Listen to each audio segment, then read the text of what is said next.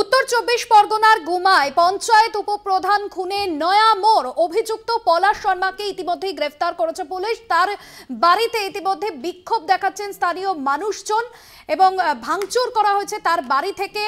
কাঠের গোদাম থেকে রীতিমতো আগ্নেয়াস্ত্র উদ্ধার হয়েছে।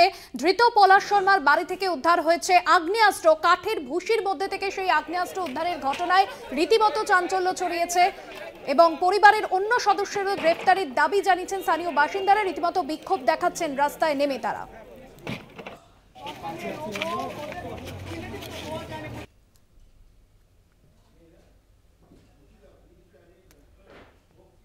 ভক্তি দে প্রতিনিধি রয়েছেন কল্যাণী। ভক্তি, কাঠের ভুসির মধ্যে থেকে আগ্নেয়াস্ত্র উদ্ধার, কি জানা যাচ্ছে এবং স্থানীয় মানুষজন তারা কি অভিযোগ করছেন? এখনো পর্যন্ত পুলিশের হাতে কি তথ্য?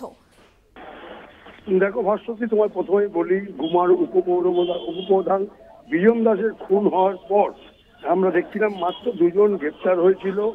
এরপর কিন্তু স্থানীয় লোক যারা বিজনের অনুগামী তারা কিন্তু বারবার একটাই অভিযোগ করছিল যে মূল আসামি এবং পলাশের পরিবারের আরো অনেকে জড়িত আছে, তাদের গ্রেপ্তার করতে হবে। এবং আমরা যে দেখতে পাই যে 100 মিটার বাড়ির থেকে 100 মিটার দূরত্বে তার একটি ওয়ান শাটার উদ্ধার করা হয়েছে, যেটা দিয়ে তাকে গুলি করা হয়েছে মনে করছে পুলিশ। এবং এখনো পর্যন্ত কিন্তু রাস্তা অবরোধ করে রেখেছে। যে রাস্তা গুমা স্টেশন রোড, আগুন জ্বালিয়ে তারা কিন্তু কাঠের গুঁড়ি ফেলে অবরোধ করছে। এখনো পর্যন্ত এলাকায় চাঞ্চল্য আছে।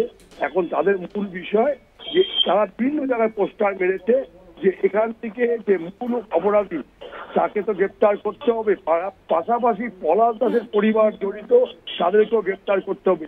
সেই দাবি নিয়ে তারা অনড়। তারা কিন্তু এখন বিক্ষোভ চালাচ্ছে এবং বিভিন্ন জায়গায় আমরা দেখতে পাচ্ছি পুলিশ মোতায়েন আছে। একদমই। এবং ভক্তি, যে ছবি দেখা যাচ্ছে এবং স্থানীয় বাসিন্দারা তারা অভিযোগ করছেন, পরিবারের সদস্যদের গ্রেফতারের দাবি জানাচ্ছেন। তৃণমূলের জেলা নেতৃত্ব এই ঘটনা এখনো পর্যন্ত কোনো প্রতিক্রিয়া দিয়েছেন? এই যে উপপ্রধানের যে ঘটনা, এই ঘটনায় আগ্নেয়াস্ত্র উদ্ধার হয়েছে, এর তৃণমূলের তরফে কি প্রতিক্রিয়া উঠে আসছে এখনো পর্যন্ত?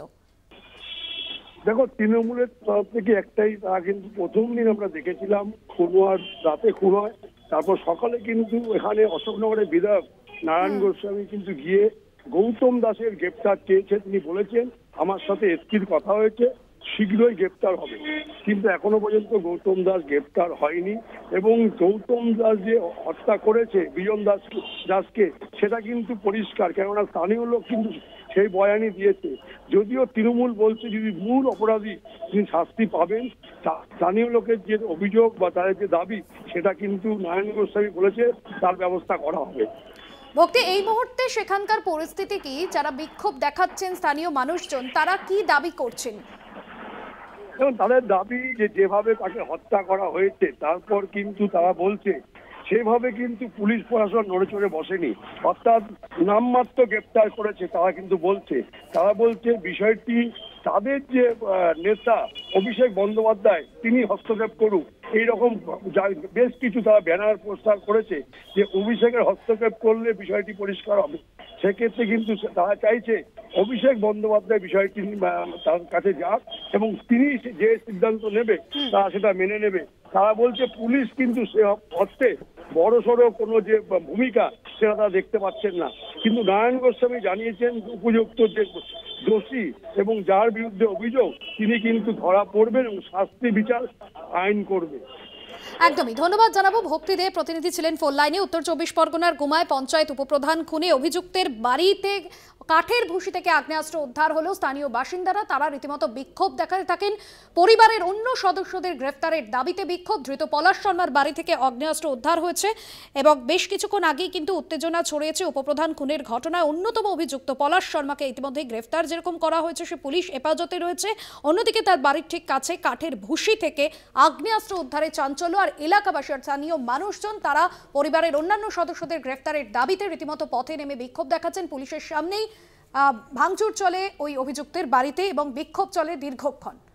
দেখছেন সেই ছবি। গুমায় এই পরিস্থিতি তৈরি হয়েছে।